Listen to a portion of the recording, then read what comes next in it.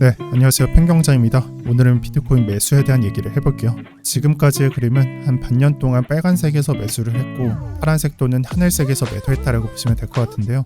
그래서 매수는 한 3천만 원 미만에서 매수를 했고 매도는 4천만 원에 가깝게 매도를 했다라고 보시면 될 것 같습니다. 그렇기 때문에 전체적인 수익에서는 40% 이상을 볼 수 있었고 비중이 소비중 10% 20% 비중이 아니라 50% 이상 거의 대부분의 비트코인과 이더리움으로 들어갔기 때문에 실질적인 수익은 높다라고 말할 수가 있습니다. 이 매수에 대한 얘기를 할 때는 꼭 빠질 수 없는 얘기가 있어요. 반감기라고 표현을 하잖아요. 지금 빨간색으로 나와 있는 게 반감기입니다. 지금으로부터 한 3년 전쯤 반감기가 있었고요. 그 다음 4년 뒤에 나오는 반감기가 빨간색으로 표시되어 있습니다. 저는 매수에 대한 시나리오는 이 반감기 데이터를 통해서 알아볼 예정이에요. 사람들은 반감기에 대해서 이렇게 말을 합니다. 반감기가 시작되면요. 비트코인이 쭉 상승을 한다라고 말을 합니다. 어느 정도는 맞고 큰 그림에서는 대부분 맞는 얘기입니다. 하지만 빠진 게 있죠. 디테일이 좀 빠졌습니다. 그래서 오늘은 좀 디테일을 살펴볼 것이다 생각을 해주시고요. 디테일을 설명할 때는 약세 구간부터 설명을 해야 됩니다. 첫 번째 그림부터 봐볼게요. 강세장 상승, 약세장 상승 이런 걸 나타낼 때 빨간색 구간이 약세장 상승이고요. 하늘색 구간이 약세장 하락입니다. 그래서 약세 상승보다는 약세 하락 구간이 길다라는 것을 알 수가 있습니다. 그리고 13, 14년도도 약세 상승보다는 약세 하락 또는 여기서는 횡보로 표시가 됐는데 약세 횡보 구간이 보다 길더라라는 것을 알 수가 있습니다. 그래서 우리가 모르는 구간이 하늘색 구간인데 이 하늘색 구간은 약세 시작 지점으로부터 약세 하락의 시작이라면은 13, 14년도는 이 구간이 되는 거고요. 그리고 17, 18년도는 이 고점을 말하는 겁니다. 이 고점으로부터 6개월 정도 지속됐다라는 것을 말하고 있습니다. 그리고 제가 표현을 할 때는 17, 18년도는 하락이 나왔었고요. 그리고 13, 14년도는 보시는 바와 같이 횡보가 나왔습니다.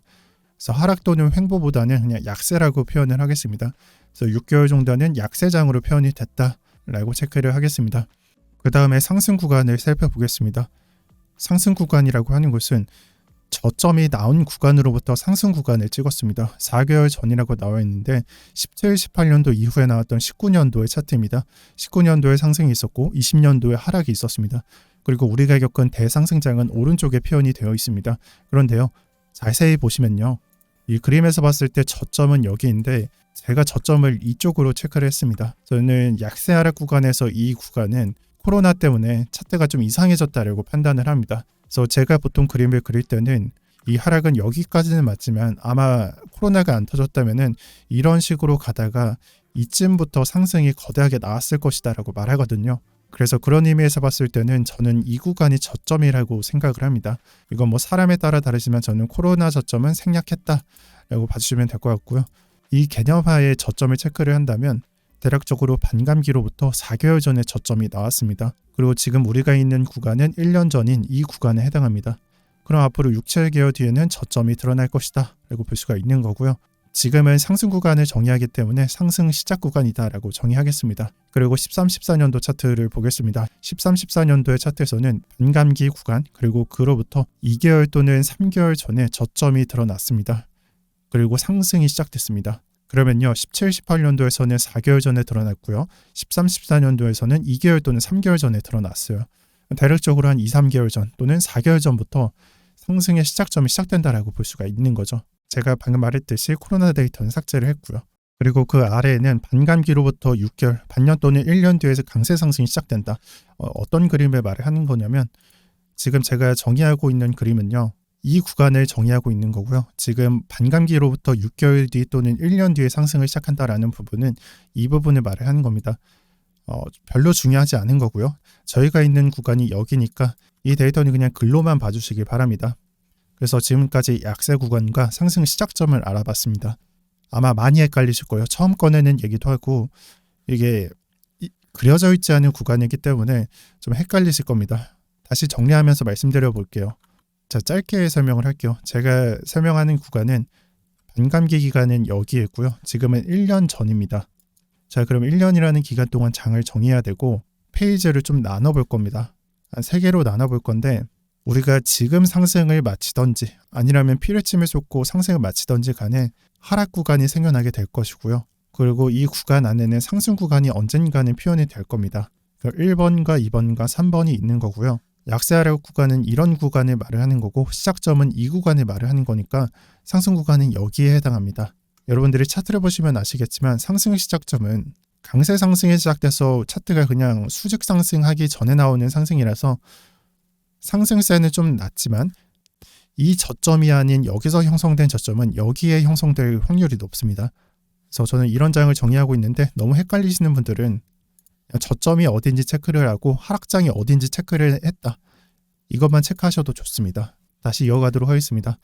그래서 저는 1년이라는 기간 동안 이 장을 정의하기 위해서 영상을 촬영하고 있고요. 이 시나리오에 따라서 매수할 생각입니다. 방금 그림을 좀 그려봤는데 저는 기준깃발이라는 걸 세워야 된다고 생각을 합니다. 페이지로 나눴었죠. 여기에는 1년이라는 기간을 총 3개로 나눴습니다. 3개월 동안 페이지 1, 6개월 동안 페이지 2, 3개월 동안 페이지 3로 나눴습니다. 그러면 지금으로부터 한 2개월 정도, 3개월 정도는 대략적인 상승장이 맞습니다. 하지만 좀 더 빨리 끝날 수도 있고 저희 경우에는 이 구간을 신경 쓰지 않기로 했습니다. 왜냐? 이 뒤에 있는 약세 구간을 기다리고 있기 때문입니다. 어쩔 수 없이 차트는 고점을 찍은 순간으로부터 하락이나 횡보를 할 것이고요. 짧게 내리고 횡보를 하든 아니면 흐르면서 하락을 하든 이 두 가지는 무조건 표현될 것입니다. 따라서 저는 이 6개월에 해당하는 약세 구간의 매수에 들어갈 생각이고요. 그리고 그 구간이 끝나면서 3개월 뒤부터는 상승이 나올 것입니다. 그럼 이 구간은 언제에 해당하냐? 현재는 23년도 5월 3일입니다. 약세 및 하락 구간의 시작점은 7월 달입니다. 7월 27일로 표시를 드렸고요. 지금으로부터 3개월 뒤입니다. 7월부터 24년도 1월까지는요. 약세장으로 표현이 될 것입니다. 그리고 내년도, 그냥 24년도로 표시를 할게요.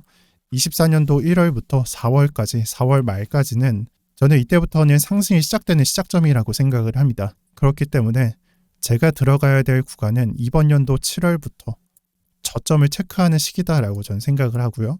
저 이때 비트코인과 이더리움으로 몰빵해서 들어갈 생각입니다. 그래서 전체적인 그림에서 다시 표시를 드렸는데 지금 사람들이 집중하고 있는 구간은 제가 네모로 표시한 구간입니다. 왜 화살표로 표시를 해서 상승인지 하락인지 횡보인지 표시를 안 했냐?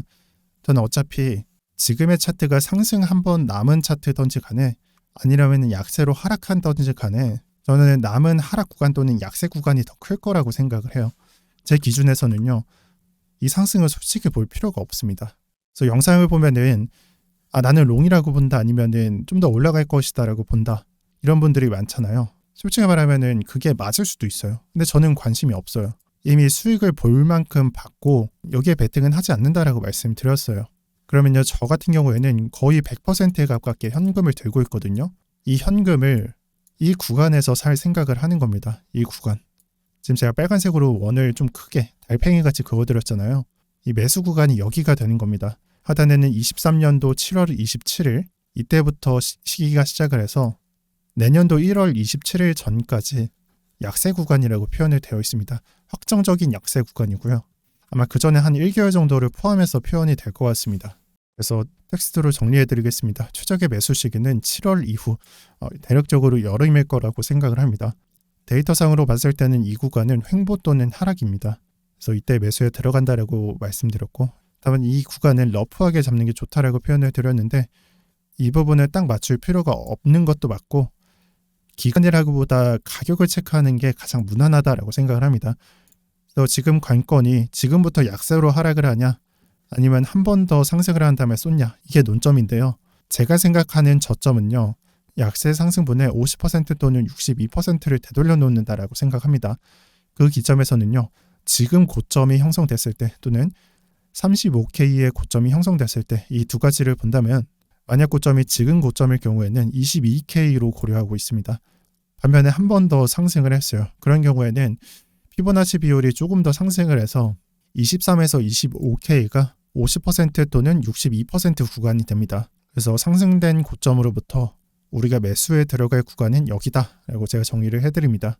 네, 여기까지가 제 매수 시나리오였습니다. 이후부터는 제가 좀 하고 싶었던 말을 좀 해보려고 합니다. 솔직히 반년 동안 1년 동안 참은 부분도 많고 이번에 포지션을 정리하면서 느낀 바가 참 많습니다.